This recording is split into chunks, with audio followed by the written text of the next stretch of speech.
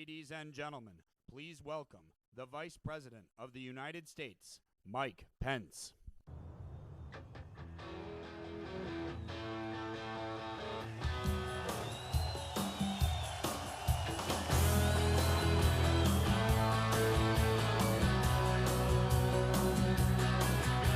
Sun coming up over New York City.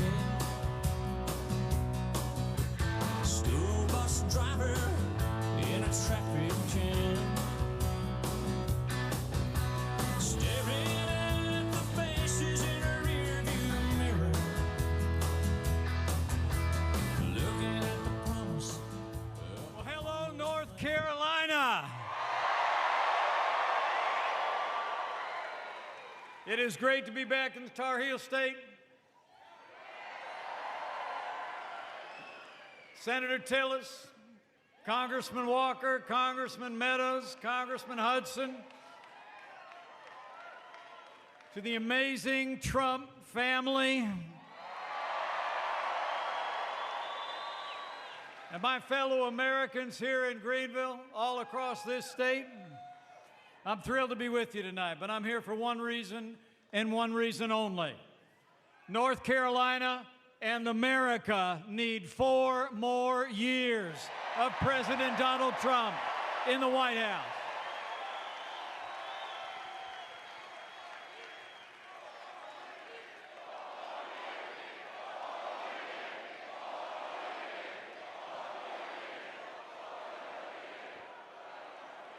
It's on, everybody. Time for round 2.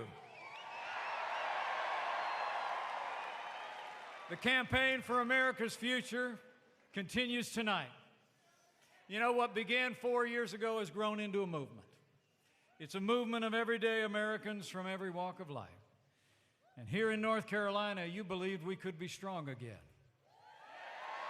You believed we could be prosperous again.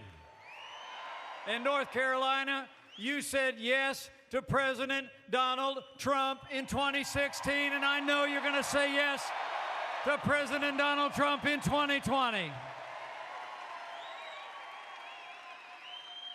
You know, I don't have to tell any of you gathered here, President Donald Trump is the real deal. He's a man who says what he means and means what he says. And I promise you, he gets up every day and fights to keep the promises that he made to the people of North Carolina. I see it every day. I mean, think about it. This president promised to rebuild our military, and President Trump signed the largest investment in our national defense since the days of Ronald Reagan.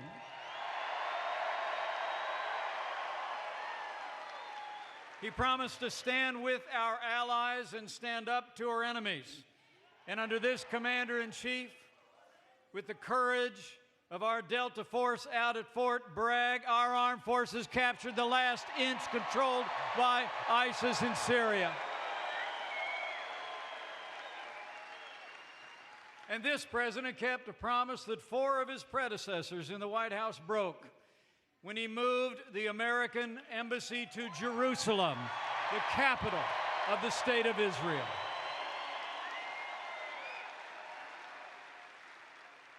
He promised our veterans access to the real-time, world-class health care that you earned in the uniform of the United States. And thanks to President Trump's leadership, we reformed the VA, and now Veterans Choice is available to veterans all across America.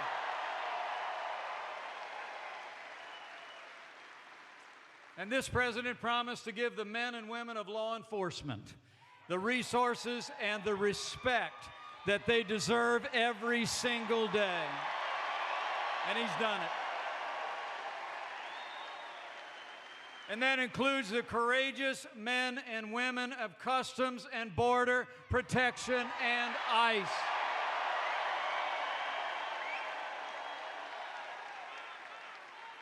Under President Trump's leadership, I'm proud to report we've made historic investments in border security.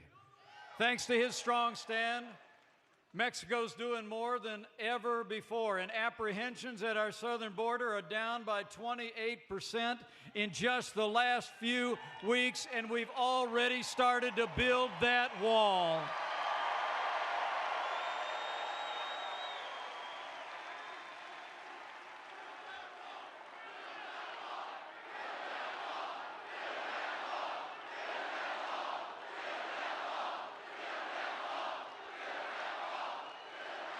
Oh, we're building it.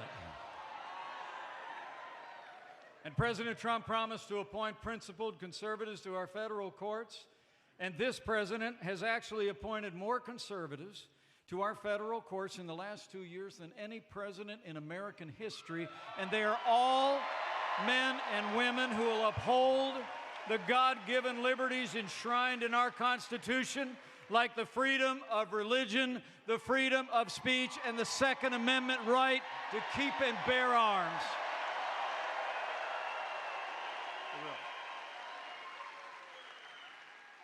And while leading voices in the Democratic Party advocate late-term abortion and defend infanticide,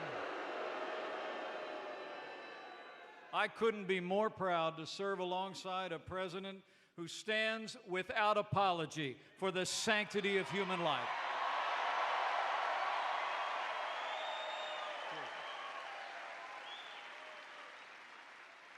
And beyond all of that, this president promised to revive the American economy, to roll back red tape, unleash American energy, and cut taxes. And President Donald Trump delivered 6 million new jobs since Election Day, and more Americans are working today than ever before in our nation's history.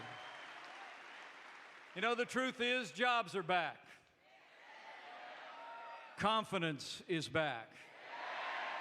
In a word, North Carolina, America is back. That's what we call promises made and promises kept.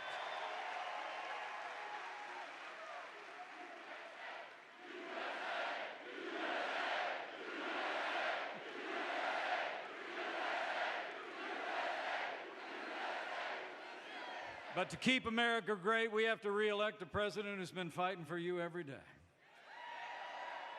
That's why we need 4 more years of President Donald Trump. 4 more years means more jobs, more judges, and more support for our troops. And it's going to take at least 4 more years to drain that swamp.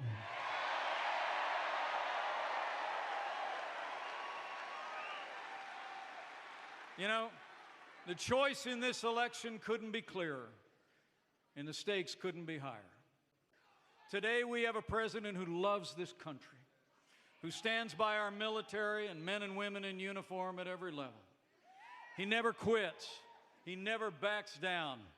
He believes in you, and he fights for you every day. It's true.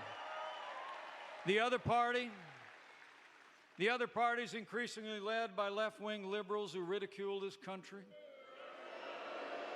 demean those who wear the uniform, and openly advocate an economic system that has impoverished millions. Well, the people of North Carolina know it was freedom, not socialism, that made America the strongest and most prosperous nation in the history of the world. The moment America becomes a socialist country is the moment America ceases to be America. So we must say, with one voice, as President Trump said in his State of the Union address, America will never be a socialist country.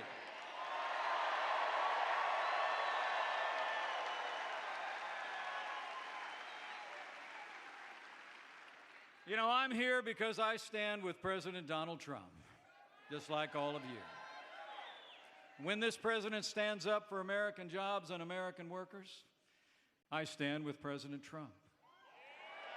When this president stands up for faith and freedom and the American flag, I stand with President Trump.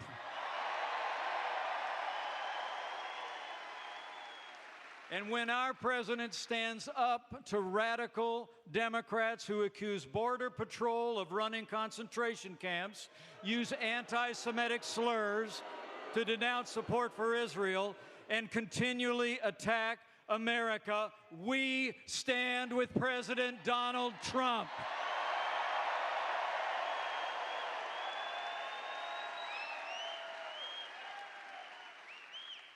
So our message to the people of North Carolina is this, and carry this message out from here tonight. If you're doing better than you were 3 years ago, join us. If your values are being better defended, join us. If you're proud to have a president who fights for you and is proud of this country and all who serve her every day, join us and re-elect President Donald Trump. And we'll keep America great. So bring all your enthusiasm, North Carolina, and have faith.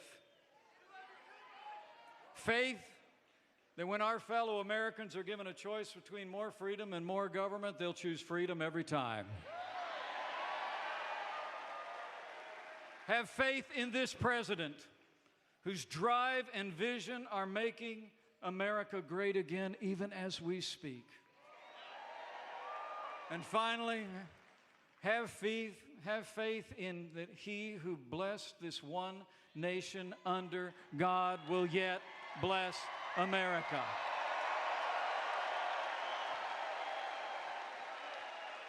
And I know with your support and your energy over the next 15 months, we'll re-elect this president.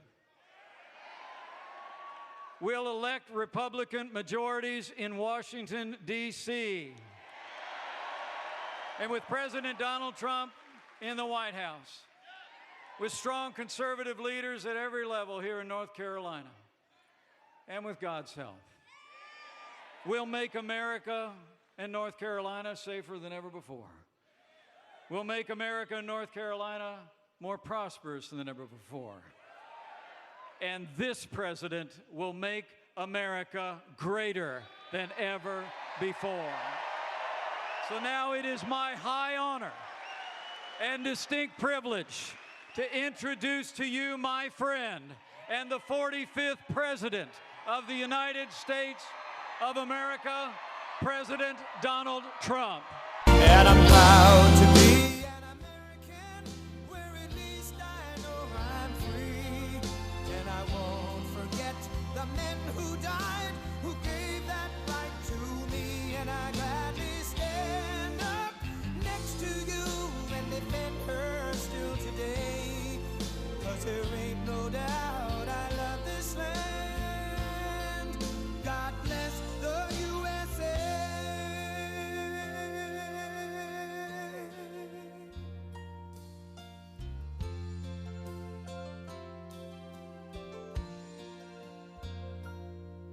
From the lakes of Minnesota to the hills of Tennessee, across the plains of Texas, from sea to shining sea, from Detroit down to Houston and New York to LA, where there's pride in every American heart, and it's time we stand and say that I'm proud to be an American, where at least I know I'm free. And I won't forget the men who died, who gave that right to me. And I gladly stand up next to you and defend her still today. 'Cause there ain't no doubt I love this land. God bless the USA.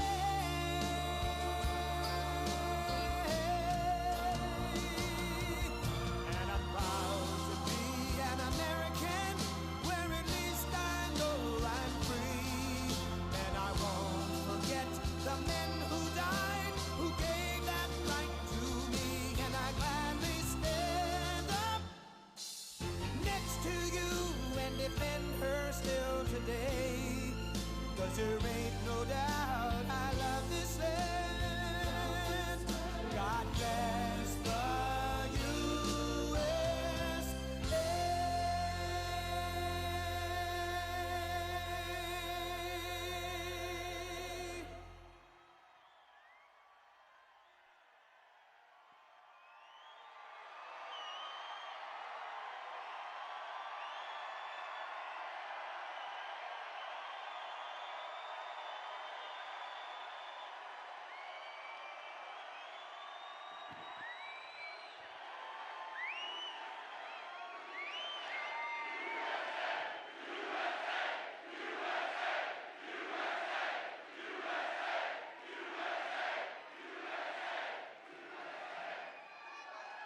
Thank you very much. Thank you. Thank you. Thank you to Greenville, North Carolina. I want to thank you. And to Mike Pence. Done a great job. Great vice president. Thank you, Mike.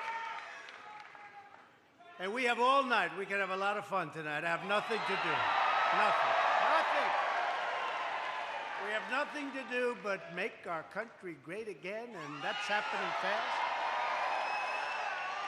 It's wonderful to be back in this beautiful state with thousands of hardworking North Carolina patriots, and thank you for your support. And thank you for that very big victory we had 3 years ago. Time is flying. You getting ready? Let's do it again, right? Let's do it again.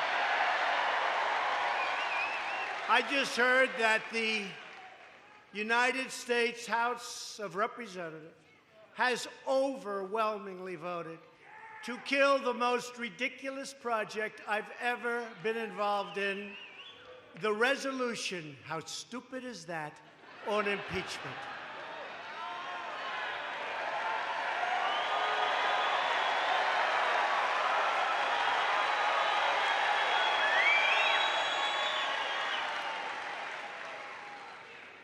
I want to thank those Democrats because many of them voted for us. The vote was a totally lopsided 332 to 95 to 1. 332 to 95. Think of it, we have the strongest economy in history, the lowest unemployment numbers ever.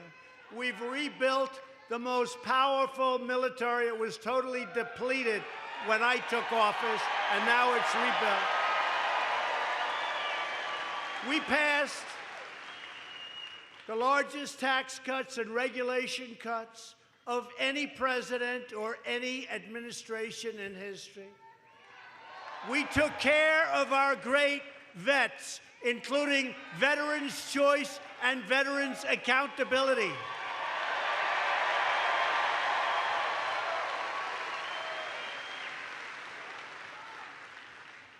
And they want to try and impeach. It's a disgrace. It's a disgrace. So now we have that behind us. And I have to say this, and I'll say it just once. What happened to me with this witch hunt should never be allowed to happen to another president of the United States. Never, ever again.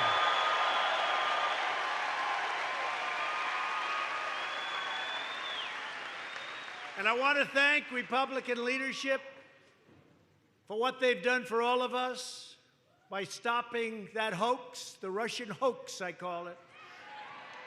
Because America is winning again, America is respected again, and because we are finally putting America first.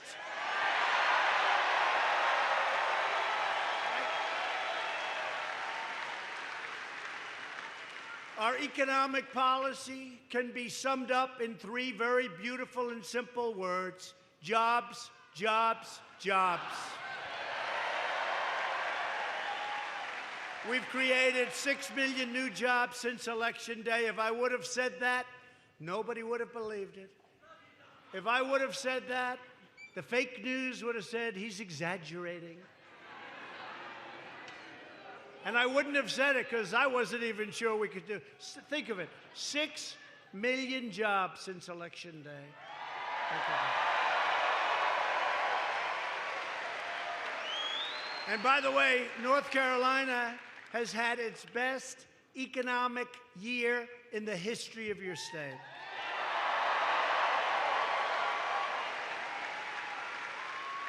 Our country's added more than 180,000 people to the workforce.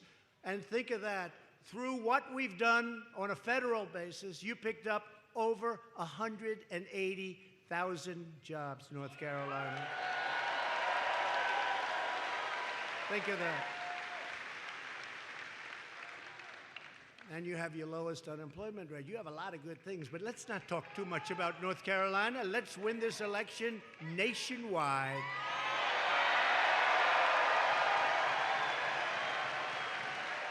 You remember North Carolina? That was going to be the Clinton firewall. She spent a fortune here. And I kept coming in and coming out. They called it earned media. I earned it. I kept coming in and coming out. And every time I left, I said, I don't think we're losing North Carolina. You know what? I was right. We won it. We won it easily. We won it easily. So I just want to thank everybody. Seriously, this was a big, that was a big deal. November 8th, that was a big deal. Donald Trump has won the great state of North Carolina. It's a big deal.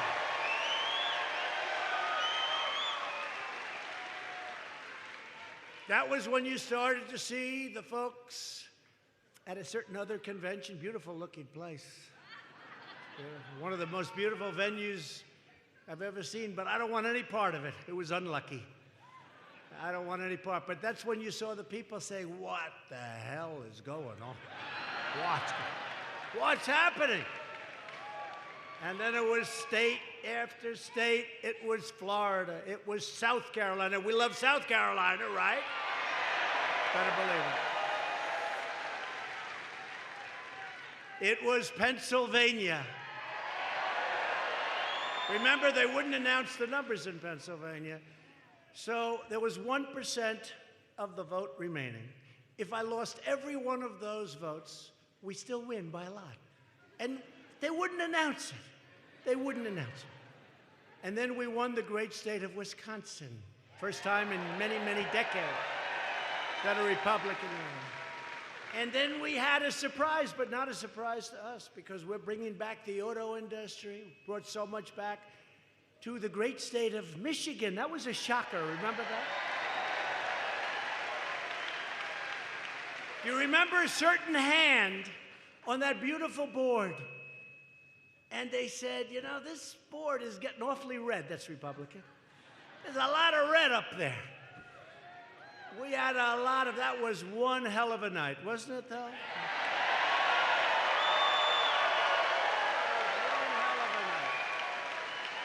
I think it was maybe, you know, there are those that say one of the most extraordinary and exciting evenings in the history of television and the history of anything. And, you know, you can go all over the world. In some cases, it was morning. You go to Asia, you go to Europe, you go all over. It was just record-setting. And here's the point. We have to do it again. We have to do it again.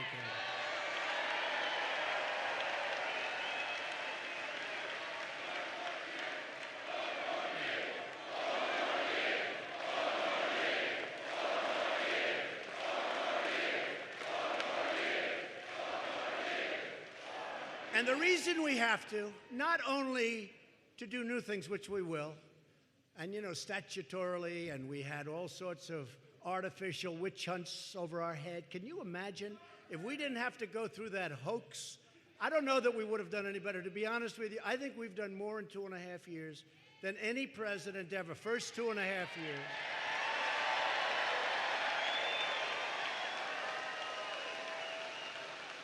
But could you imagine what it could have been if we didn't have the witch hunt? You said it. You said it. I won't say it because it's a terrible word. So I will not say that this guy said if we didn't have the bullshit. That's right.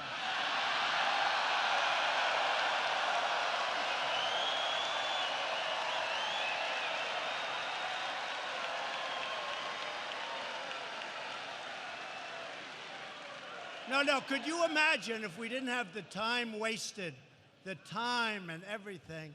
Can you imagine? And you know, a friend of mine said, maybe you wouldn't have done as well. Is that possible? That could happen.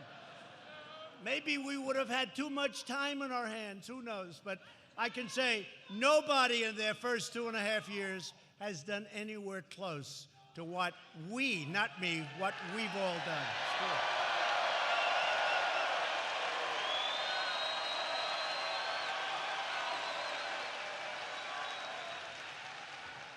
So the unemployment rate among African Americans is the lowest in the history of our country.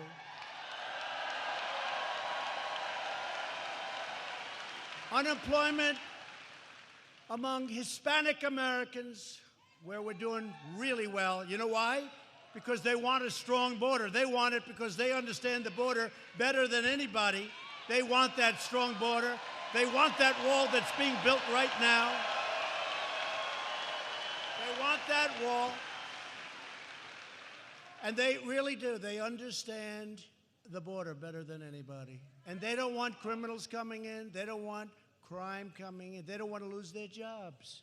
They like the fact that their salaries are going up, their wages are going up. They understand it better. So, Hispanic American, the best unemployment numbers in our history. Asian Americans, the best unemployment numbers in our history.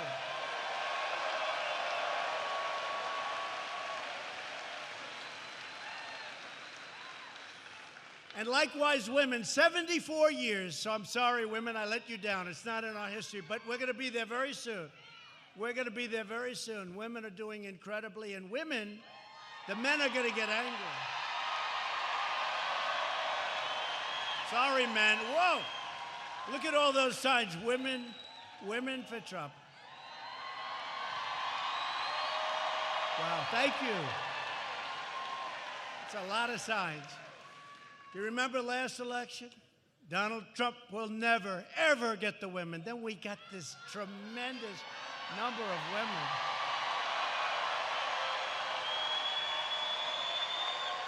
We got this tremendous number of women, and during the election night, they said, what's going on? You know what's called? Suppression polls. Suppression.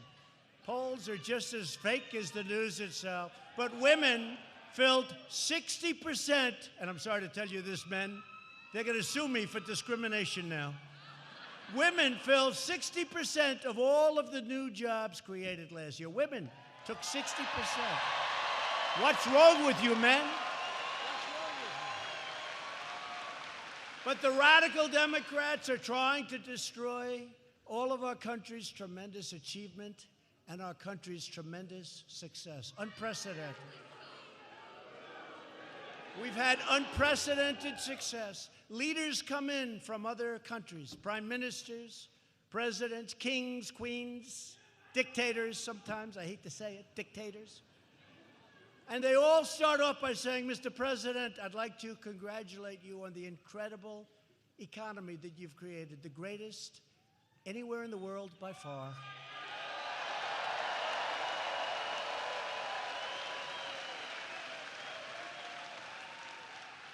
And sadly, China, who I have a very good relationship with President Xi, I really like him, but China has had, yesterday was announced, the worst year in 27 years.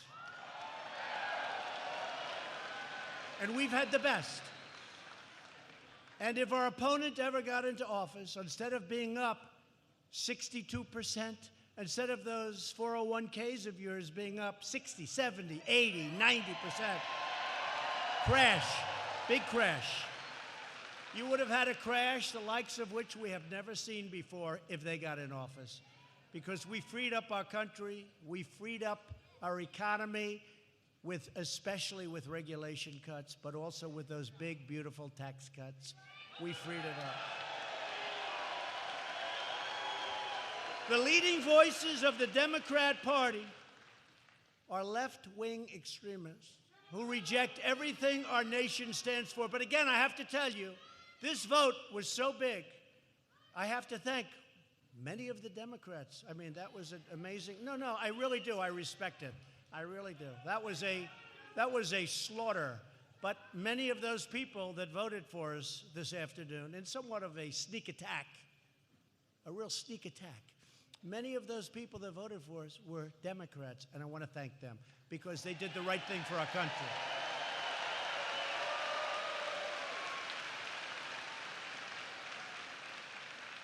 Republicans know that America is the greatest force for peace and justice in the history of our world.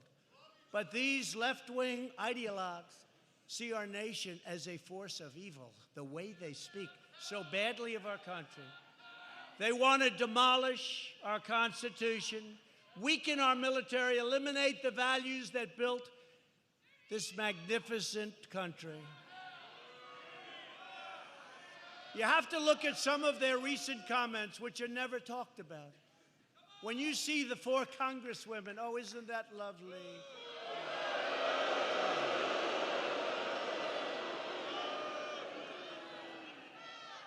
I'll give you just a couple. I have pages and pages, but we don't want to bore you. We don't want to go too long. But we have to give a couple, because that's the great thing about live television. They can't cut it.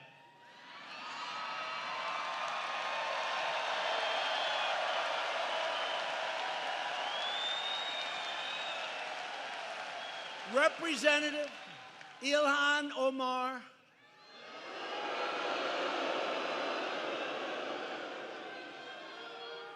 of a really great state. I almost won for the first time in decades and decades, Minnesota. Great state.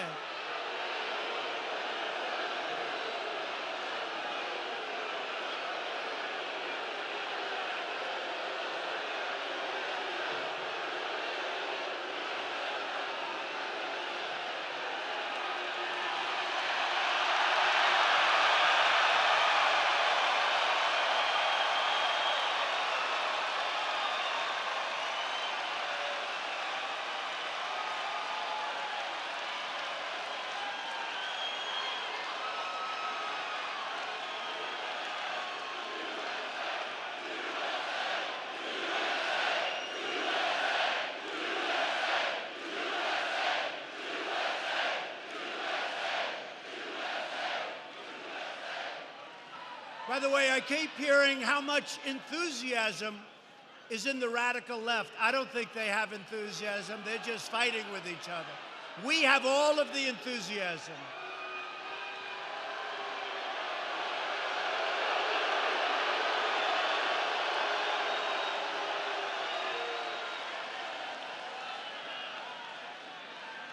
He goes home now to mommy and he gets reprimanded, and that's the end. Sorry, mommy. Sorry, Mom. Didn't mean to embarrass you, Mom. But it's true. We have the enthusiasm, folks. Look at this. Look at this. And by the way, thousands and thousands of people outside and people that couldn't get in. Thousands.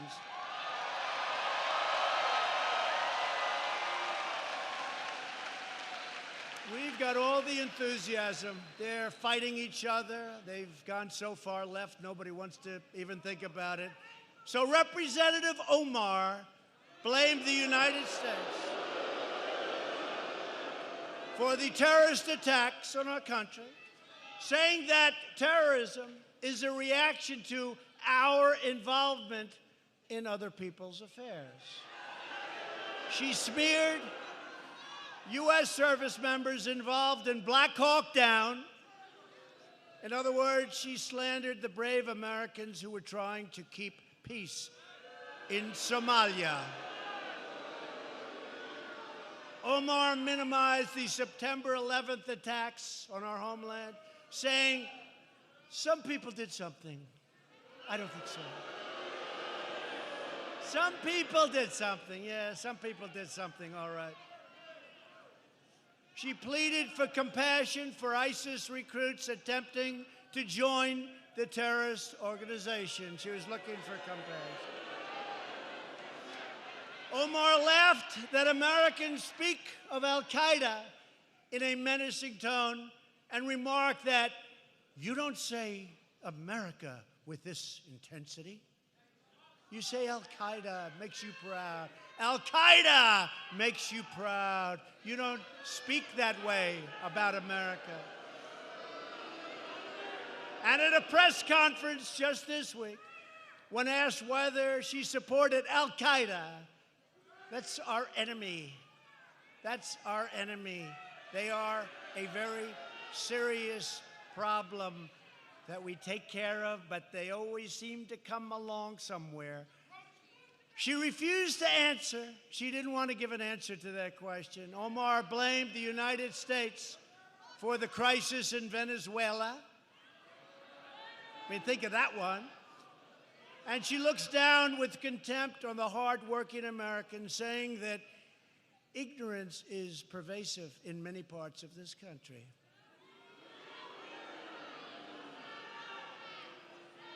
And obviously and importantly, Omar has a history of launching vicious anti-Semitic screeds.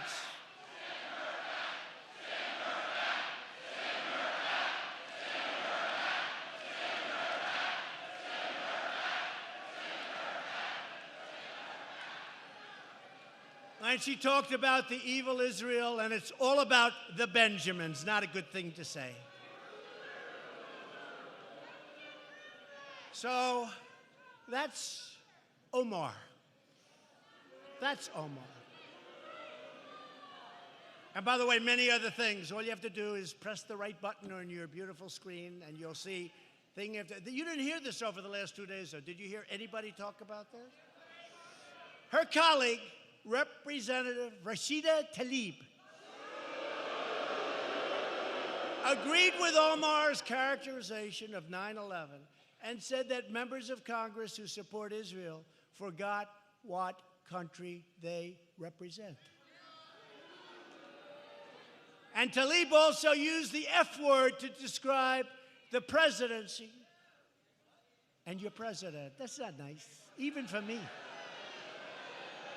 She was describing the President of the United States and the presidency with the big, fat, vicious, the way she said it, vicious F word.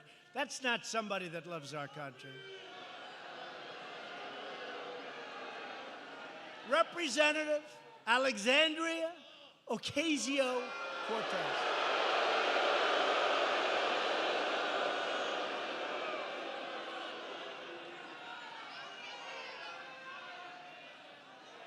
Check out her scores, by the way, with her new Green New Deal. The Green New Deal, where did that come from? She's conducted outrageous attacks against men and women of law enforcement. She compared American border agents managing a humanitarian crisis that I always said was a humanitarian crisis, and they said it was manufactured. They don't say it was manufactured, and we're stopping it. And I want to thank Mexico. They've got 21,000 soldiers now stopping people from coming into our country. But Cortez, somebody said that's not her name.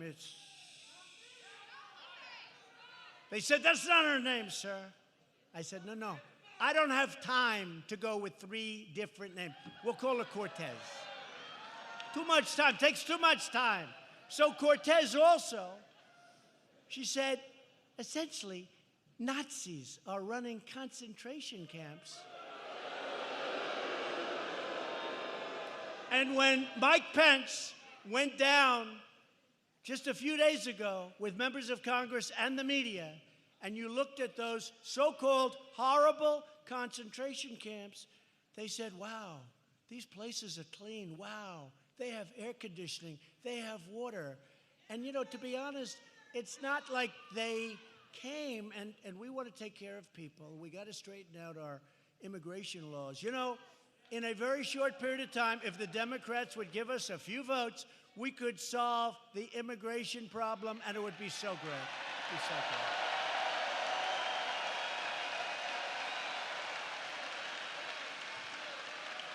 But these kids and these people come from rough places. And I'll tell you what, some of them said, we've never lived like this before. They have water, they have air conditioning, they have things that they've never seen. And we listened to her talking about drinking water from toilets, which was a lie, which was a lie. Cortez said that illegal immigrants are more American than any person who seeks to keep them out ever will be. Can you believe that? That's what she's saying. She described contemporary America, that's you, that's me, that's all of us, as garbage. Garbage. Or garbage. You remember deplorables, right? That sounds worse. I think that's worse.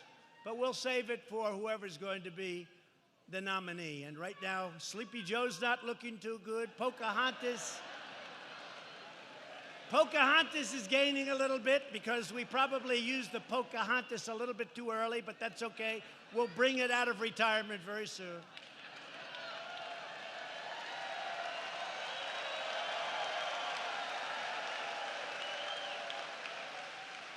They have a new one who knocked the hell out of Biden during a debate. He said, I wasn't prepared for that question. That's not a good answer. Can you imagine? And according to the polls, I won every single debate, Republican and against Hillary. Can you imagine? Those are the polls. They will admit that. Many, many polls. But can you imagine if I said, oh, I'm sorry, I wasn't prepared for that question. I'm gone. That's the end of Trump. He's not prepared. He's not mentally prepared. That's his problem. But everybody that knows him knows that. But no, Harris hit him with a pretty easy question on busing. Well, I would say that's pretty easy. And he choked. He choked. And then he said, I'm sorry, I ran out of time. Ran out of time.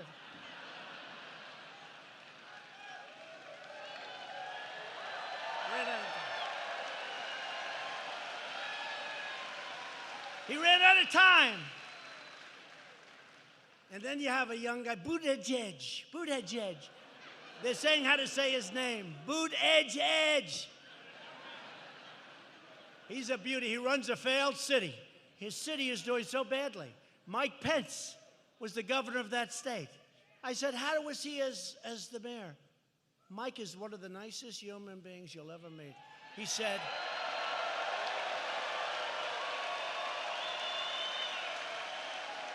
and Mike said he never did a good job. I'm so shocked to see him running.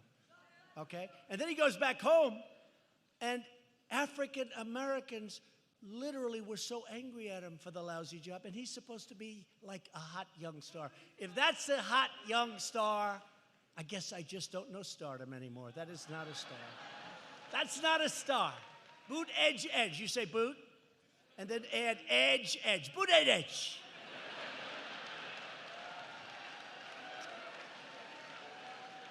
I don't see him dealing with President Xi of China. I don't see him meeting successfully with Kim Jong-un. I don't see him dealing, and nobody has been tougher with Russia than Donald Trump. I don't see him dealing with Vladimir Putin. And we have good relationships with them and many others. Except now we're no longer the suckers. Like with NATO, we protect Europe. We spend hundreds of billions of dollars, and they're not paying their fair share. So last year, I said, folks, sorry, you got to pay your fair share. 16 years it was going like this, the contribution. And now it's like a rocket ship. $100 billion.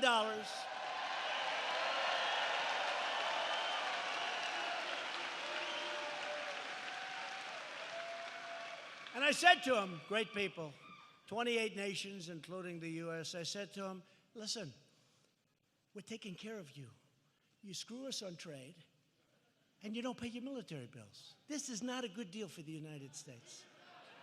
So we're taking care of trade. We want to do it nice and slow and easy. You know, we got a world balance.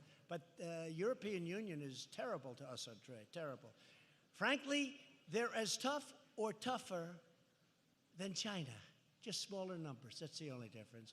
With China, $507 billion. You look over the years, for many, many years, they've been taken. And guys like Biden say, oh, well, we'd stop it. Well, he was there 8 years. We'd stop that. No, Trump is stopping it. Trump is stopping it.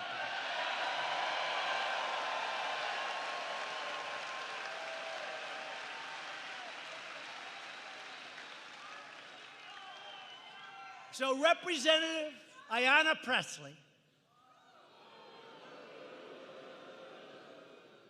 is she related in any way to Elvis? I don't know. Who knows? You never know. She thinks that people with the same skin color all need to think the same.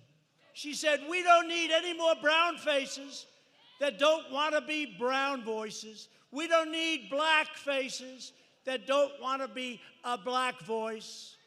And just this week, can you imagine if I said that? it would be over, right? It would be over. It would be over. But we'd find a way to survive, right? We always do. Here we are. Here we are. We find a way. Gotta always find a way. Just this week, she refused to condemn the Antifa. These are bad people. You notice? You notice they always attack people that really have never been attacked before.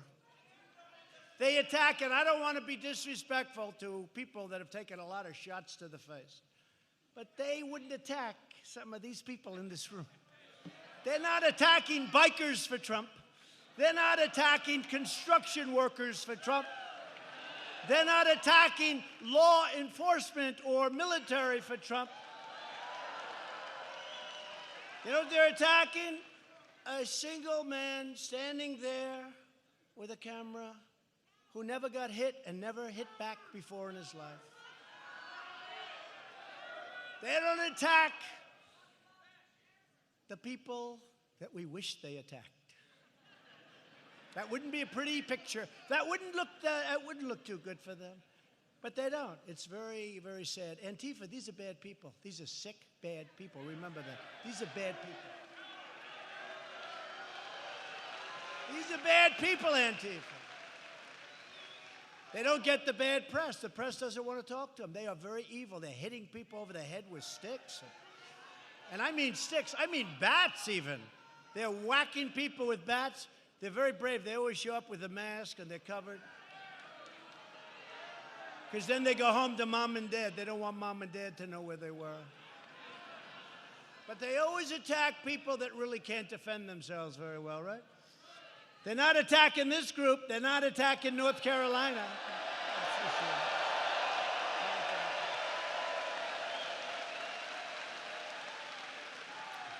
So these congresswomen, their comments are helping to fuel the rise of a dangerous, militant hard left. But that's okay, because we're going to win this election like nobody's ever seen before. And tonight I have a suggestion for the hate-filled extremists who are constantly trying to tear our country down. They never have anything good to say. That's why I say, hey, if they don't like it, let them leave. Let them leave. Let them leave.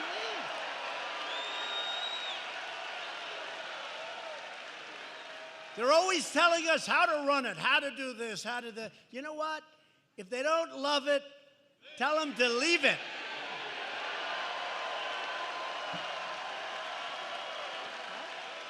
I don't know. And now watch, I'll go back tonight. Oh, sir, that was so controversial. Sir. No, I'm just saying it's their choice. They can come back when they want. But, you know, they don't love our country. I think in some cases they hate our country. And they're so angry. Even yesterday, they went on the stage. I said, let me watch this. And the anger, they were trying to be nice, but it's hard. It's hard for them to do that. The choice for every American has never been more clear. That's true. The Democrat agenda is anti-worker, anti-jobs, anti-citizen, anti-family, and anti-common sense.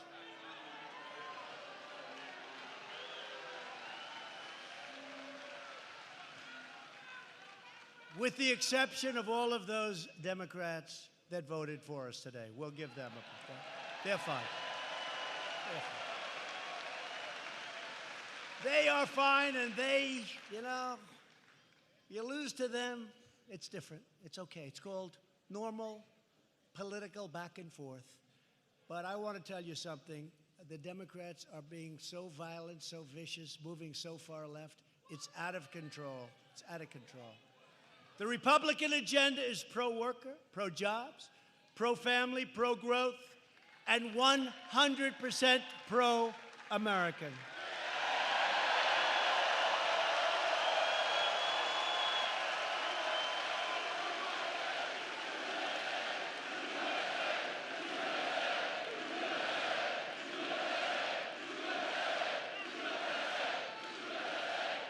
So we're thrilled tonight to be joined by several North Carolina Republican leaders, really great people. They've been so helpful to me, and they're doing an incredible job. Lieutenant Governor Dan Forrest. Lieutenant Governor.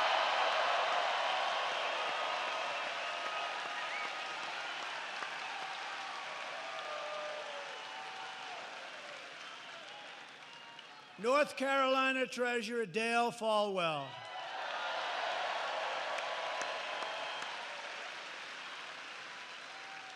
Greenville Mayor P.J. Connolly. I hear he does a good job. P.J.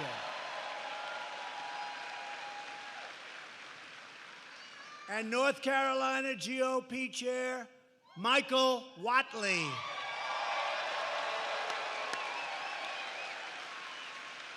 I want to also thank, and I'll tell you, he's been a warrior for the last 3 months, really a warrior, when we needed him most, Senator Tom Tillis. Thank you, Tom. He really has. He's been really good. And we got to get out and work and make sure he gets reelected. And also, Representatives Mark Walker and Richard Hudson.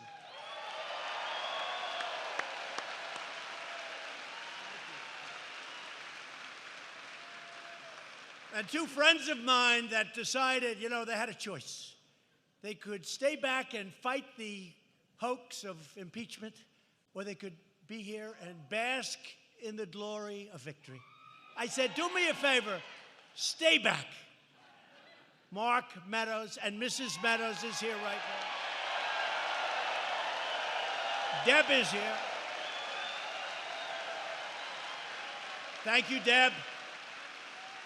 These are warriors. And another one who's just incredible. NCAA wrestling champion, great guy. He wanted to stay back. I said, you sure you don't want to come? I do want to come, but I really want you to win today, if you don't mind. I said, okay, you better stay back. If I see you here, I'm going to be very angry. And they did their job, didn't they? This man is from the great state of Ohio, Congressman Jim Jordan.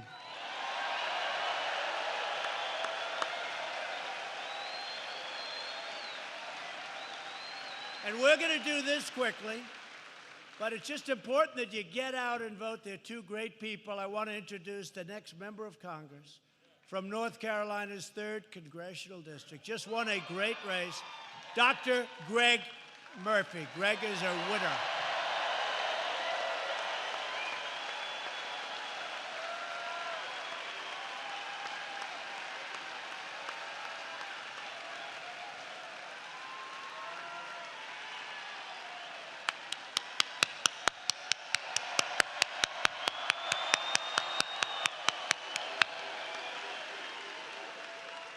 Thank you, President Trump, for coming back to Eastern North Carolina. This is Trump country. And I promise if elected your congressman, I will be a congressman that has our president's back. The third district is not going to elect another Pelosi congressman. It is not going to do that. So we thank him for coming to Eastern North Carolina, and we are here to support him. Thank you all.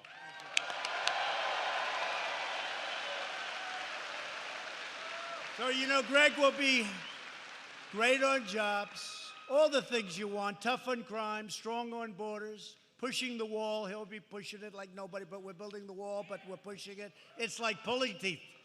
We've got 6 lawsuits on the wall. We've won 2 of them. We're going to win others. But you think it's easy, don't you, folks? You think this is easy. But we're building a lot of wall, and we hope if we can win that final one, so important, it's going before the Supreme Court, we'll have over 400 miles of wall built by the end of next year.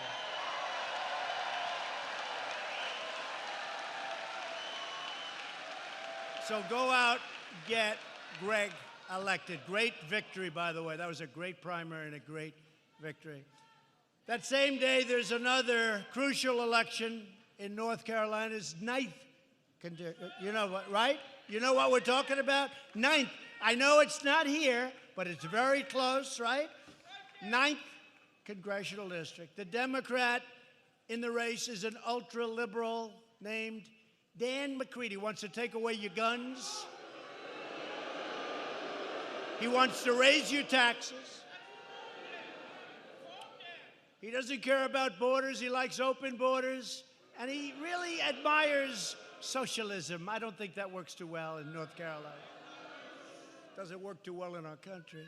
We're joined tonight by the Republican candidate who is really a special man, a great man. He's going to be a great, great congressman, Dan Bishop. Dan.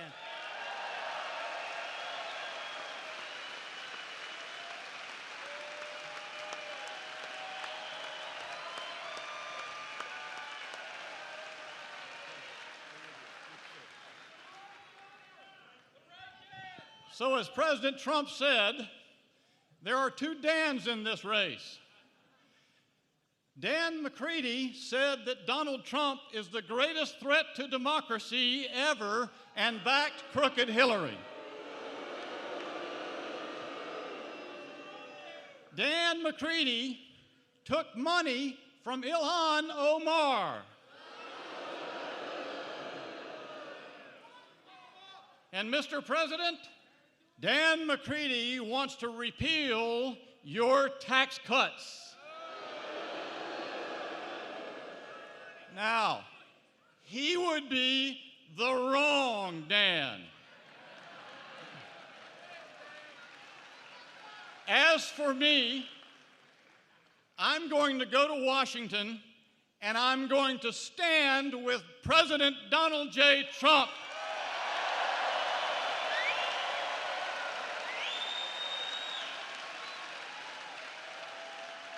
And that makes me the right Dan.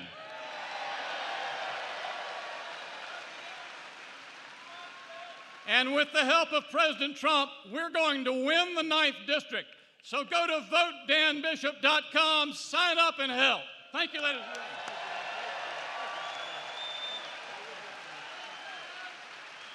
Thank you, Dan. Thank you, Dan.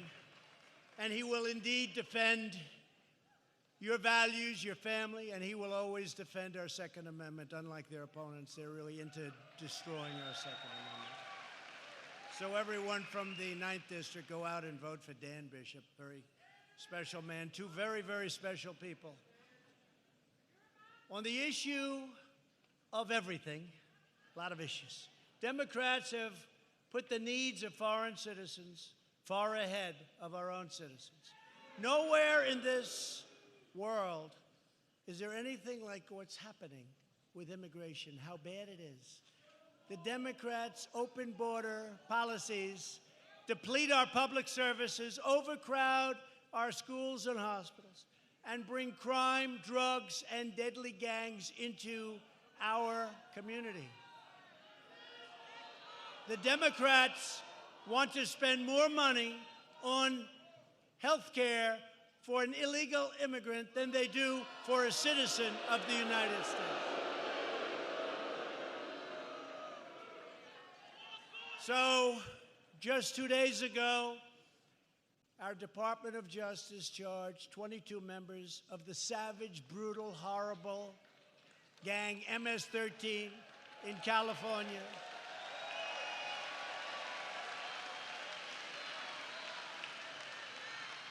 Who've been violently operating for more than 10 years. We got them all. We think they are no good. With conducting brutal medieval-style killings. You know what medieval style is? Okay? Little pieces, little pieces, little pieces, medieval style, including the dismemberment of their victims. And they enjoyed every minute of it. These are sick people.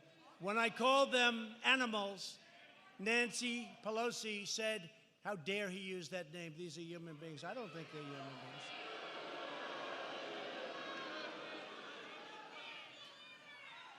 Most of those indicted were in our country illegally, 19 to be exact, 19 of 22.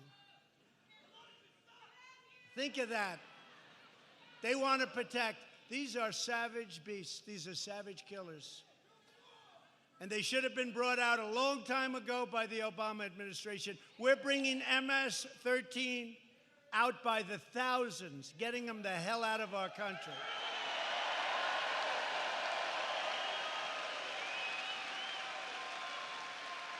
And when you read about deportation and Sunday, we've got a lot of people on Sunday, but we have a lot of people, and we're always shooting for the bad ones first, which makes sense, right?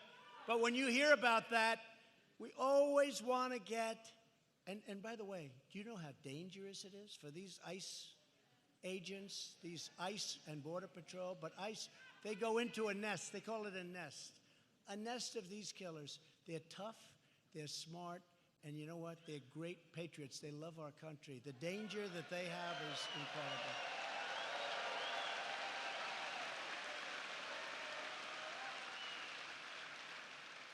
And I just want to salute, and I have to tell you, I want to salute ICE and Border Patrol, and I want to support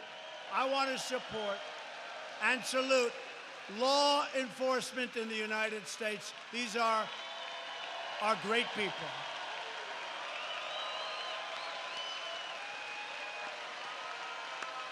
These are great people, and they don't get the credit they deserve, but you know what?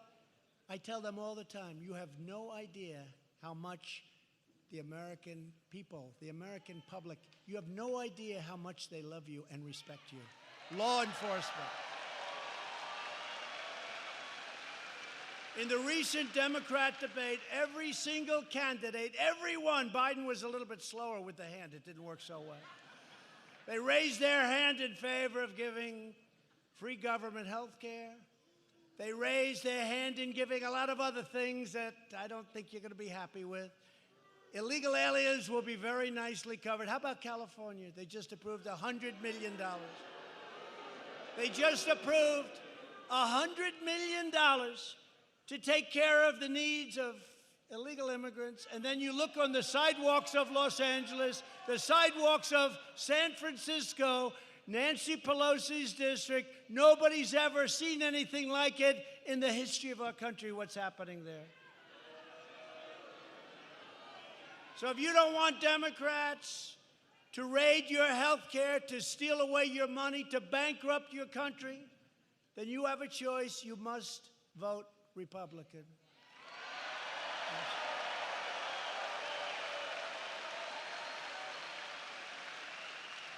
All American citizens, including millions and millions of legal immigrants who work hard to come into our country, who study, who wait online sometimes for 10 years,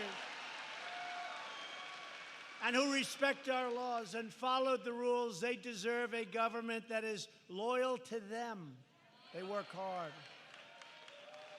You can't say you love our country if you want to destroy it through open borders. Open borders are a disaster.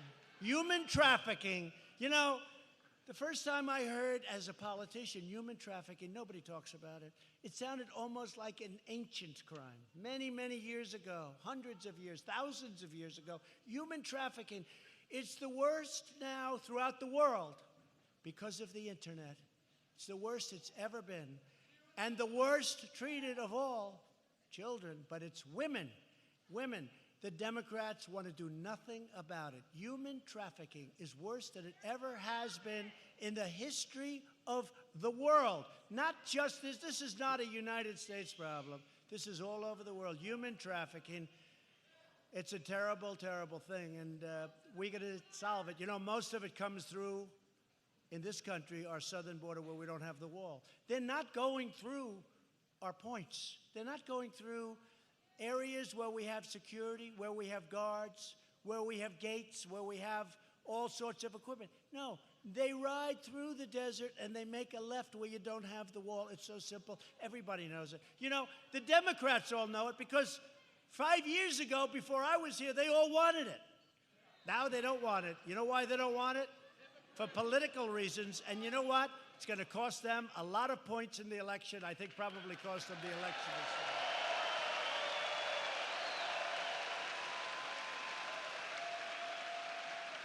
And just lastly, Democrats also support deadly sanctuary cities which release violent criminal aliens onto our streets.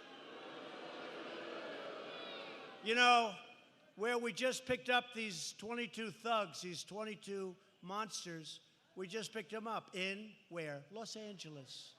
Sanctuary city, wonderful sanctuary city.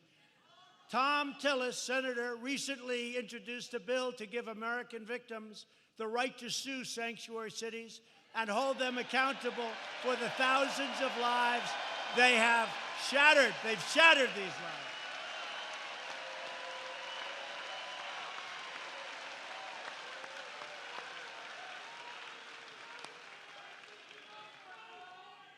Thank you very much, Tom.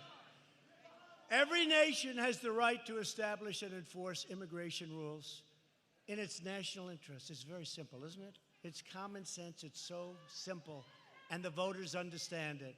We expect that those who seek to join our society will obey our laws, revere our Constitution, cherish our history, support themselves financially, and embrace our American values and love our American flag.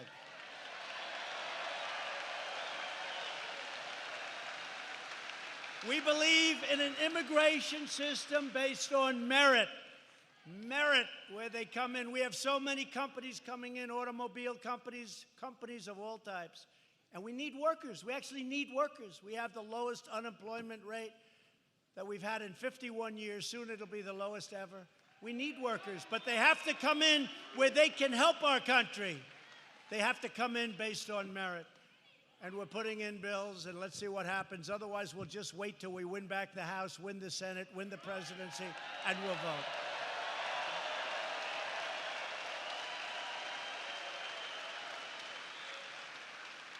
Democrats have never been further outside of the mainstream. They're going crazy, folks. They're going crazy. More than 130 Democrats in Congress have signed up for Bernie Sanders' total government takeover of health care. Isn't that nice? This is one of the great catastrophes. It won't happen. He knows that. You know, the guy never passed the bill. He did nothing. He's actually not even a Democrat. Isn't he an independent? I don't know. He's running, but he missed his time. Hey, Bernie, let me save you a lot of time and effort, Bernie. You missed your time. It got taken from you 4 years ago, Bernie. Not doing too well. He's not doing too well, but that's okay. You got to hand it to him. He's up there ranting and raving and going like a lunatic. I said to our First Lady the other day, I was watching Bernie, and he's screaming. His hair's all crazy. And he's, I'm going to do this. I'm going to do that. No more college loans. No more cost for anything. Nothing. You're not going to pay for anything. I mean, he's desperate now. He's desperate. You don't have to pay for anything. You know, I joked. I said, and everybody will get a free Rolls Royce. Every family gets a free Rolls Royce. Every family. And the media said, Donald Trump is exaggerating. He knows that they're not getting a Rolls Royce. Oh, I'm sorry. I'm sorry. I'm sorry. Don't put it. Don't put it. Don't put it. Don't put that I said free Rolls Royce. No, but Bernie's desperate now. I watch him up there. It's a sad situation. But I think they're all sad when you get right down to it.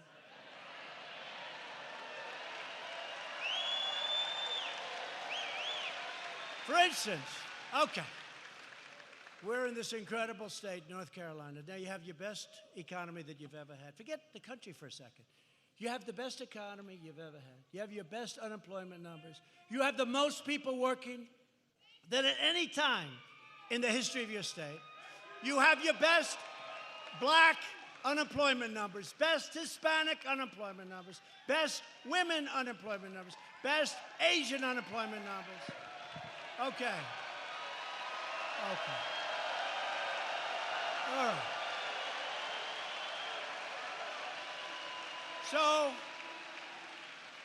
So what's whoever the opponent is, what they're going to do, say, North Carolina, I'm going to do a great job. You have the best numbers in the history of our country in your state. So I don't know. And we won by a lot.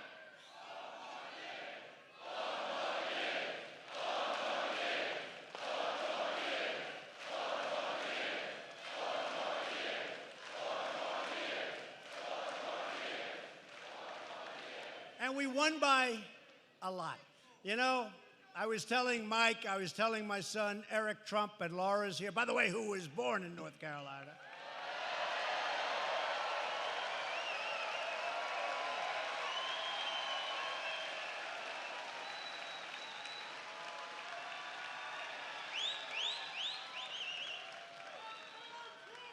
Oh, they do a good job. Laura, do you love this state? So, and her brother's here. I have to tell you, he went to this college.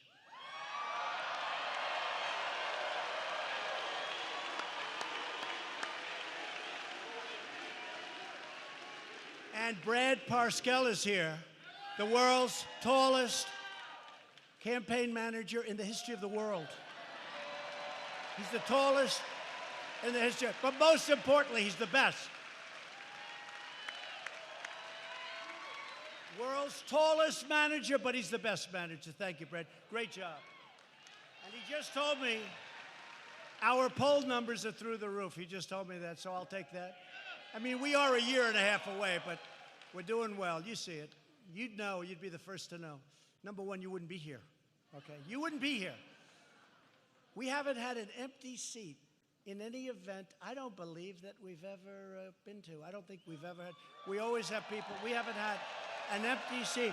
You look, I mean, anywhere. North Carolina, Ohio, no matter where we go, we pack it. And we have thousands and thousands of people, and we put screens outside, and tonight's not so good. We got 100 degrees out. But you still have thousands of people out there. We could have sold this arena out, you know that.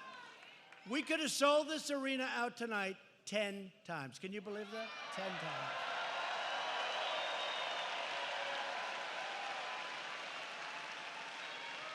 Which I think that's like a poll, right? That's like a poll, because when Biden goes out, I see Sleepy Joe. He says, they had 115 people show up, 115 people. That's our first row. That's our first row, right? Right? The Democrat record on health care is one of deception and destruction. The last administration said, a lie. If you like your plan, you can keep your plan. If you like your doctor, you can keep your doctor. 28 times. A total lie. My administration is defending your sacred right to choose the doctor and the plan that you want. And we are offering plans up to 60% cheaper than Obamacare. And a lot of people are starting to figure that out. Better health care. And we'll also always protect peace. And you have to remember this. Are you ready? Because they give us a bum rap. Patients with pre-existing conditions are protected by Republicans much more so than protected by Democrats who will never be able to pull it off.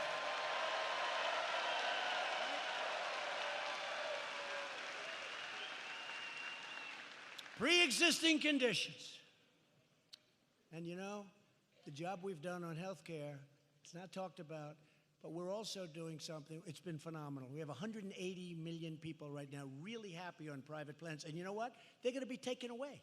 Under the Democrats' plan, all of those people that are thrilled where they went out and negotiated, crossed state lines, all of the things they did, they went out, negotiated great private plans. It's all going to be taken away from you under this plan. Now, I only hope they don't change because, you know, we're talking too soon. We got a year and a half left. It's like when I called Pocahontas. I should have waited 6 months because she then went out and got that test. 1,024th. And I've always said I have more Indian blood in me than she has in her, and I have none. I have none. But it's more than she has. 1,024. But I brought it up too soon, so I don't talk about it anymore. But if she should be the candidate, which I tend to doubt, but if she should be, we'll bring it up again, and I think it'll be very successful. 1,024th. How about this? I was driving her crazy. So she went out and hired a guy to check the blood. I'm sure he had a lot of fun doing that. He checked her blood and found out that many, many, many, many, many, many years ago, there could have been somebody, and he could have been Indian. And then the Indians got together and they said, we don't want her. We don't want her. Yeah.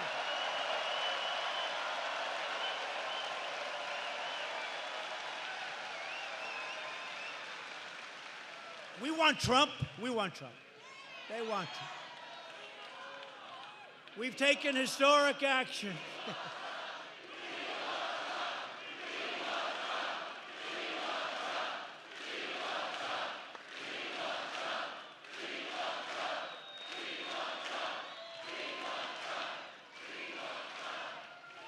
So we've taken historic action to fight the opioid epidemic. What a problem. And just today, it was just announced before I came in, that drug overdose death, we're working so hard on this, including our vice president, including our first lady, including everybody in the Trump administration. It's dropped for the first time in more than 30 years. It's gone down. First time, we're a big problem. And in North Carolina, we're far from finished. It's a big problem. It declined 8% last year. That's a lot, because it was just going up like a rocket ship. Virtually every top Democrat also now supports late-term abortion, ripping babies straight from the mother's womb, right up until the moment of birth. Well, then you have the gentleman from, our governor from Virginia. So we're talking about late term. He's talking about the baby is born before the mother makes the decision. That was the first. That's the first I've heard of it. That's the first most of you have heard of it. And then they passed legislation in various states saying that's okay. This is a baby that's born. This isn't late term.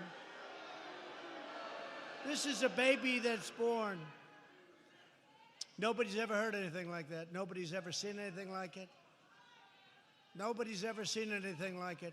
And that actually, when he had the scandal, that became, can you believe it, the second biggest story. Can you believe that, how important it is? And yet, that was the second biggest story. And what a shame when that's the second biggest story. What happened to our values? Republicans believe that every life is a sacred gift of God.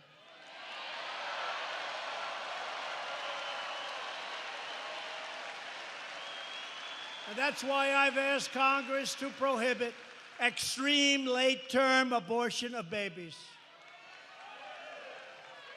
Democrats are now the party of high taxes, high crime, open borders, late-term abortion, intolerance, and division.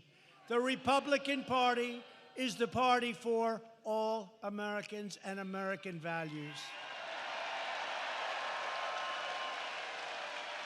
We are the party of the American worker, the American family, and we are the party of the American dream. About the dream. This is the proud banner the Republican Party will carry into the Republican National Convention next summer in the great city of Charlotte, North Carolina.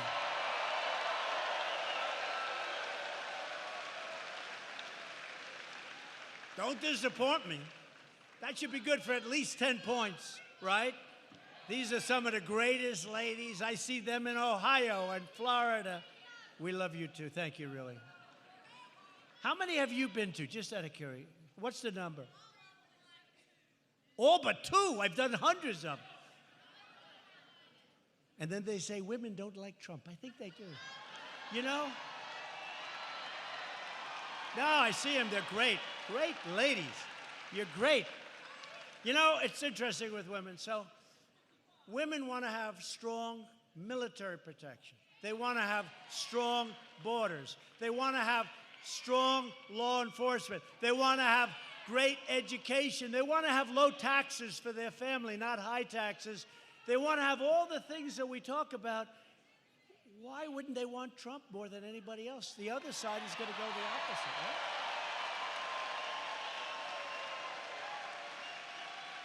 And they did in the last election, and we're doing a lot better. You know, the difference is, the last election, I was a successful businessman running for president. I said I was going to do things, and by the way, really successful. I'm going to show you something someday soon. I'm going to show you something. You know, they say he was really successful, he wasn't successful, he's really smart, or he's really stupid, but he's trying to take over the world. You know, they have so many messages. He's really stupid. Then next week, Donald Trump has a sinister plot to take over the world. You can't be too stupid. Because they actually think it's working, right?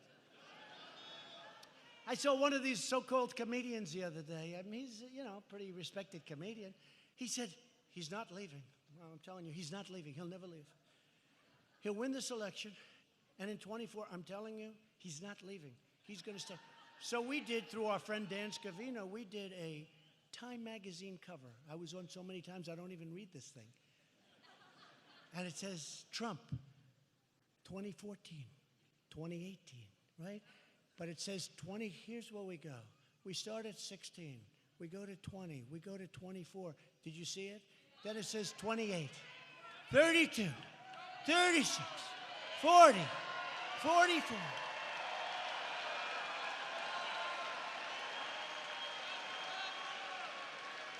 No, we don't need any more time. We don't need any more time. We need one more. A senator came to my office, sir. I'm 6 for 7. I'm great. I'm 6 for 7, sir. I can give you great advice. I said, Senator, I'm 1 for 1, but it happened to be the president. And now I want to be 2 for 2, 2 for 2, 2 for 2.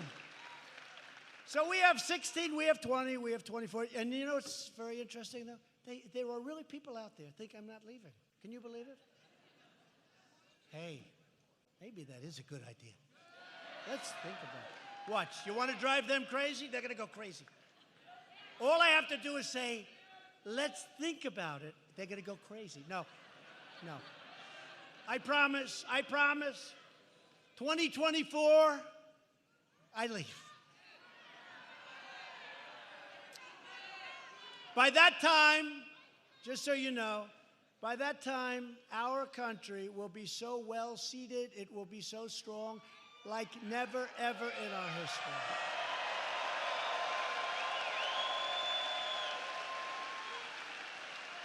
But everything that we've built, low taxes, strong military, taking care of our vets, all of the things we've done, can be decimated very quickly if the wrong person gets in, especially now. You know, I've always said 2016 was the most important election maybe in the history of our country. A lot of people felt that.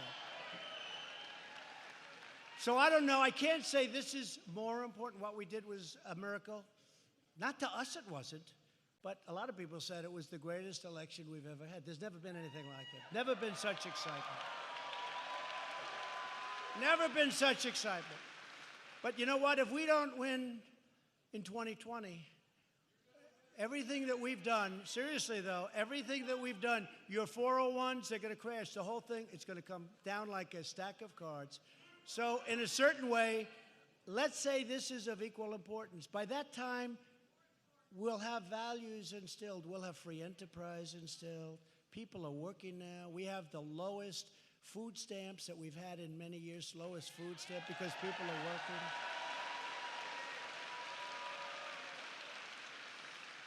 So I really think it's, you know, at least equal. It's equal. Maybe it's a little less. Who the hell knows? I just know this. It can disappear very, very quickly. We have to get out. We have to vote. That's why I'm starting early. I mean, can you believe it? We have less. I mean, I see all these clowns on television. I say, I guess we have to counteract them a little bit. But this is not what you want running. None of them. This is not what you want running this incredible country of ours. Every day we make good on the motto, promises made, promises kept. I've had people back there. I've had people back there that don't like me. And somebody said, very nicely, that he's actually made certain promises and he's actually kept more promises than he's made. It's true. I mean, I've done things that I never said we were going to get, as an example with our vets, that we were going to get choice, that we were going to have the ability to fire people that don't treat our vets properly. Okay? We can fire them now. They've been trying to get that for 44 years. Choice they've been trying to get practically from the beginning. Choice, so simple. And yet, they never got it. Nobody got it through. We're good at getting things through. We've done more than we said we would. And a man I know who I don't like, a businessman, very, very, very successful business, one of the most successful men. I don't like him, never liked him. He never liked me either, by the way. In fact, I would go a step further. He cannot stand me. And I saw him about 2 months ago. And he came up to me. I said, how you doing? Very warm, you know. Hey, how you doing? Let's get out of here. And he said, I'm doing good, you're doing good? I said, yeah. I said, you know, you don't like me, and I don't like you. I never have liked you, and you never have liked me. But you're going to support me because you're a rich guy. And if you don't support me, you're going to be so goddamn poor, you're not going to believe it. Sure. Sure. Sure.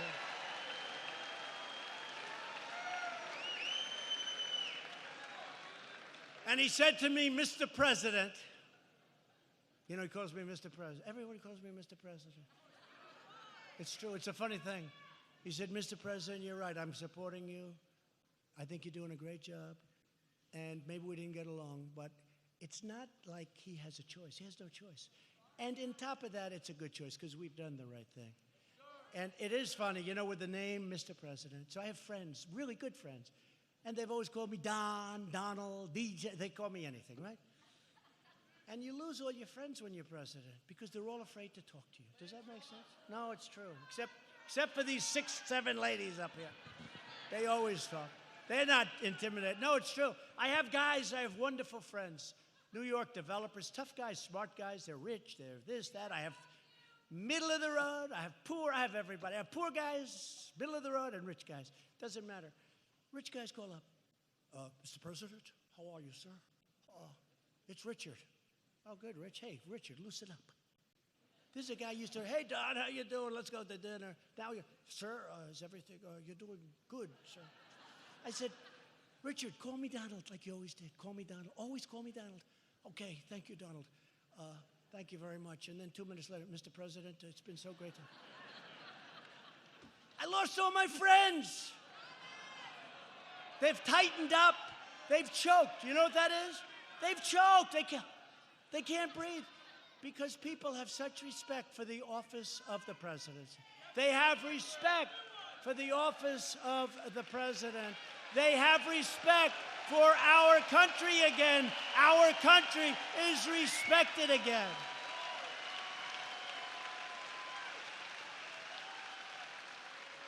We've confirmed more than 125 federal judges to apply the law as written, including 2 Supreme Court justices, Neil Gorsuch and Brett Kavanaugh.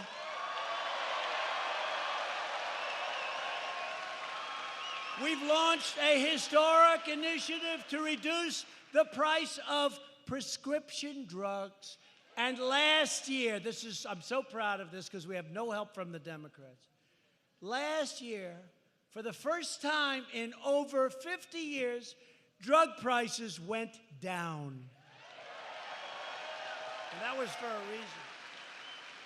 To give former prisoners a second chance at life, we passed groundbreaking criminal justice reform. It's a big thing. You know, prisoners, they've got out of jail, and they never had an economy like this, and we did a lot of things. Because they get out of jail, they don't have a chance. They always go back, most of the time. Now they're coming out, and we have programs, but most importantly, we have this great economy where people are hiring prisoners, and you have to see the reviews they're getting. They're getting phenomenal reviews. It's a beautiful thing. It's a beautiful thing what's happening with prisoners. They get out, and they can actually get a job, and that's what's happening. We're very proud of it.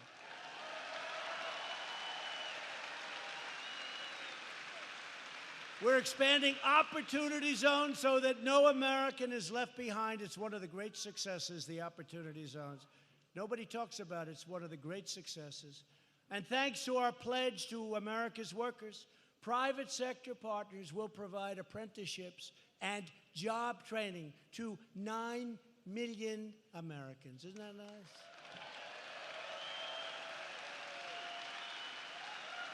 And whenever I hear that word apprentice, I say, I love that word. That was a good show. They figured, you know what we'll do? We'll get Arnold Schwarzenegger to take my place. That didn't work out too well. That didn't work out too well. We had 14 seasons, think of that. The Apprentice. I proudly signed 4 bipartisan human trafficking laws, securing $400 million to support victims of human trafficking.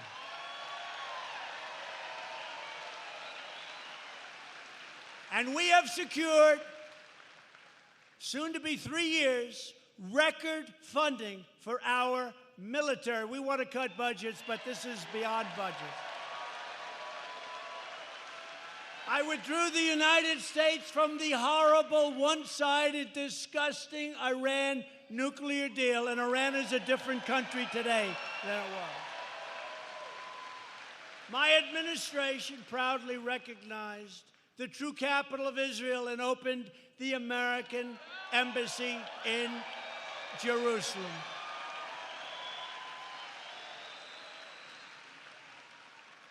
That was someday. They all said, many presidents have said, we're going to do it. Then they never did. I know why, because the pressure on them was enormous not to do it. And then on top of it, a couple of months ago, I just approved the Golan Heights for Israel. The Golan Heights. Another thing.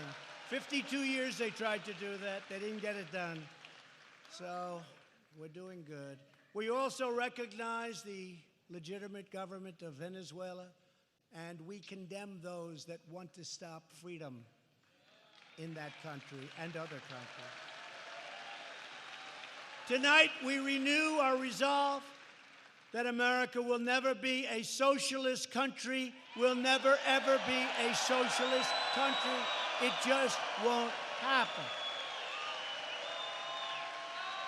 A vote for any Democrat in 2020 is a vote for the rise of radical socialism and the destruction of the American dream. Frankly, the destruction of our country. That's what's going to happen.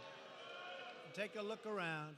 Their party is afflicted with an ideological sickness that protects foreign borders, but refuses to protect our own borders. Think of it.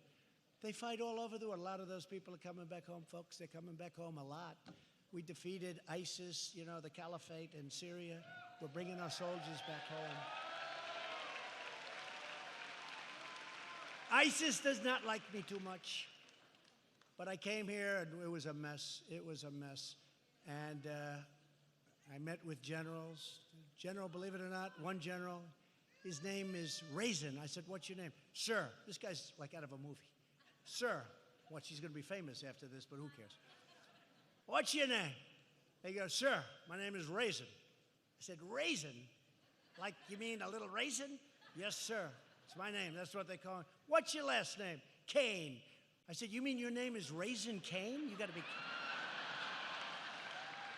I said, Raisin Kane, you're my kind of general. Let me talk to you, Raisin Kane. Get over here. And my previous generals said, it's going to be a long time before we take out the caliphate. I said to Raisin Kane and a couple of other generals that were there, these guys are central casting, like from a movie, except better. They're stronger, bigger, tougher, meaner, and actually better looking in a certain way. But they're like from a movie. There's nobody in Hollywood plays a role like this. I said, generals, I've been told it's going to take a year, 2 years to get 100%. Remember, I wanted to pull them out. We're down to 1%. Everyone went crazy. Explain that one. But they said it was going to take a long time.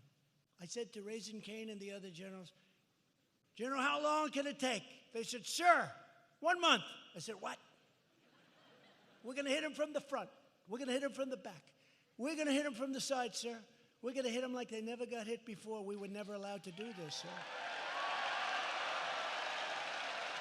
Yeah. And we're not just going to hit him from our temporary base in Syria, sir. We're going to hit him from Iraq. We're going to hit him from places that they never knew existed, sir. They'll be hit so goddamn hard, sir. They will be, thank you very much. Very shortly, very, very shortly, it was over. We had 100% of the caliphate. And these people were screwing around for years. Obama, President Obama.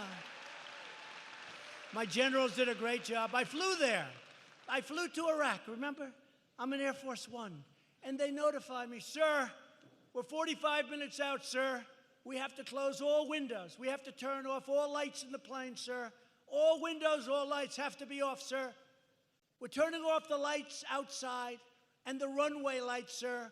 They're going to be at a very dim, frankly, if you're not a 30-year-old pilot, you can't see them. Because I went there, I said, I don't see any light, pilot, as we're landing. I said, I don't see. And then I thought to myself, think of it. We've spent almost $8 trillion in the Middle East, and we got to turn off the lights of an airplane to land. How bad is that? They didn't do their job. We did our job, and the military did their job. But we fight to sort of just keep going. We don't fight to win. I fight to win. I fight to win.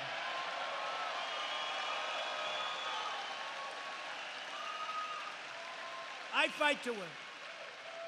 So we're landing this big, beautiful Air Force One, and I'm saying, Major, I don't see a runway. Yes, sir, it's right up ahead. You know, guy's 30 years old or something.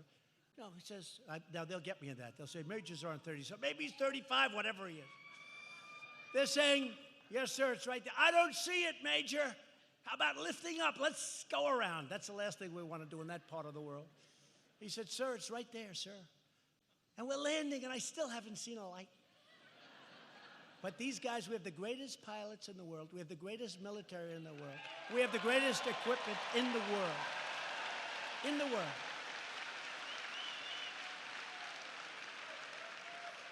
So you must never forget the 2020 election is all about one thing, you. It's about you. It's about your family. It's about your future and the fate of your beautiful, loving country, and that's what it is. We begin our North Carolina campaign with the best record, the best results, the best agenda, and the only positive vision for our nation's future. We love our nation. Our nation is great today. It's going to be much greater. Every year it's getting better and better. We have turned this big, beautiful, mighty ship, we have turned it around. It's getting better, better, better.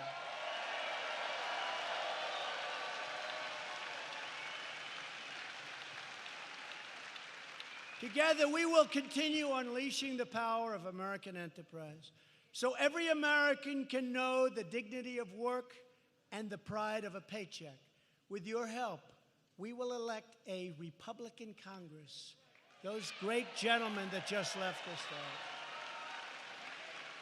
there, to create a safe, modern, fair, and lawful system of immigration.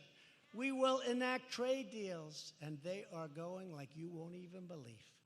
That doesn't mean the other countries are thrilled with me. There was a recent poll. Germany likes Obama better than Trump. A lot better. I said, of course, because I'm making them pay their bills. I'm saying you gotta pay. I say, Angela, you gotta pay, Angela. Obama would go in, make a speech, leave. I go in, make a speech. I say, let me speak to Angela. Angela, you got to pay your bills. You're way behind. So I would think that they should. They should all like it. When you hear they like me better, I'm not doing my job. I'm not doing my job. They did a poll on one of these networks, and there was a Donald Trump is not liked in Europe nearly as much as President Obama. I said, or President Bush, or anybody. Or anybody. In fact, I'm disliked, but actually they respect us. That's more important. Look at that beautiful baby. Look at that beautiful baby. Wow, what a baby. What a baby. That is a beautiful baby. That's like from an advertisement. Perfect. Look how happy that baby is. So beautiful. Thank you, darling. That's really nice. So it's a great thing. Is that your husband? That's a great thing. Thank you. Congratulations, husband. Man. What a picture.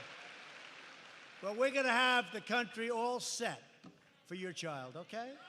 All set. Because that's what it's about.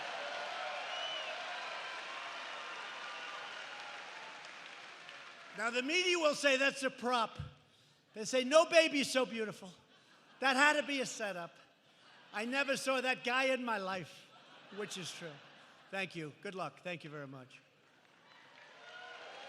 We will enact trade deals that ensure more products are proudly stamped with those 4 beautiful words. Made in America, made in the USA. Either one is okay with me. Keep America great. That's right. We will give school choice to millions of underserved children who are trapped in failing government schools. We will defend privacy, free speech, religious liberty, and the right to keep and bear arms. They're going to take your guns away.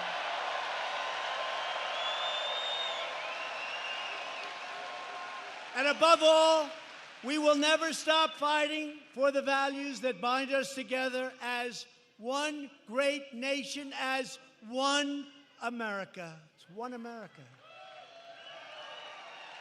We believe in the American Constitution, and we believe in the rule of law. We believe in the dignity of work and in the sanctity of life.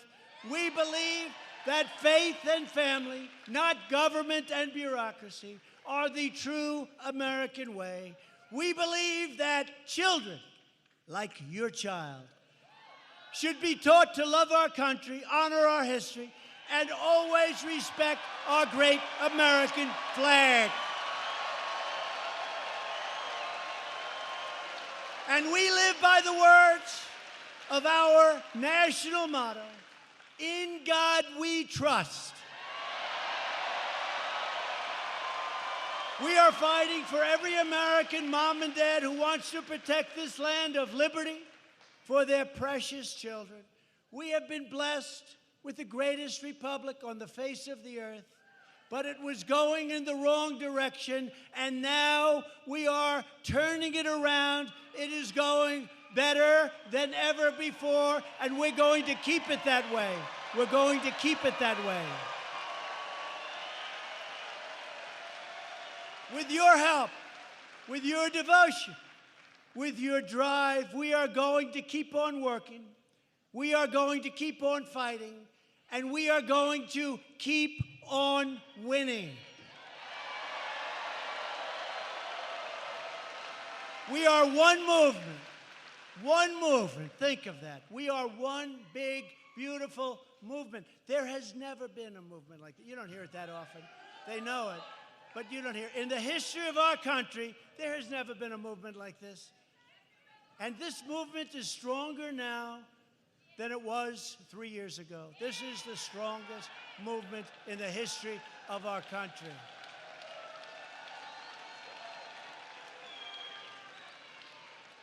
But we're one movement, we're one people, one family, and one glorious nation under God.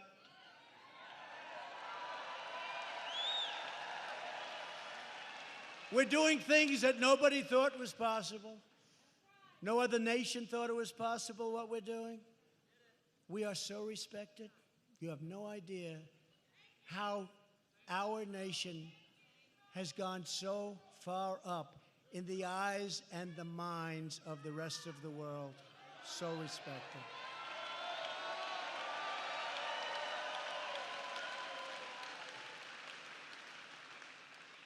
Because together, we will make America wealthy again.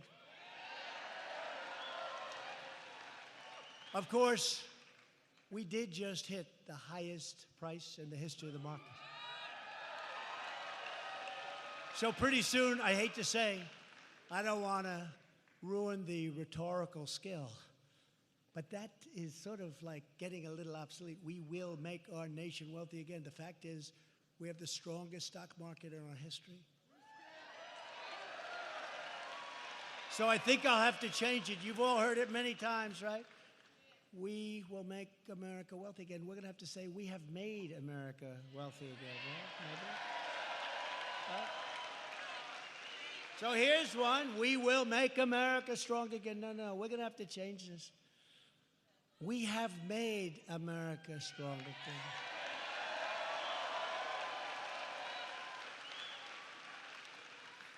And just so you know, we have made America great again. Wait. We have made America great. It's not we will make. You know the story. Keep America great. It's very, you know, look, how do you give up MAGA? How do you give up MAGA? Make America great again, but we've done that.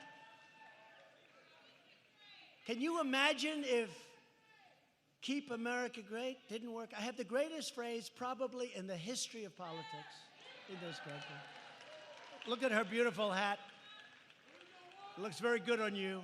But look at this. Look at those beautiful hats. But, you know, make America great again, but we've done that. So we're going to keep it around because I cannot, just out of my heart, the love of that expression, that phrase. It's a great phrase. But our new phrase for the 2020 campaign is Keep America Great. Thank you, North Carolina. Thank you. Thank you.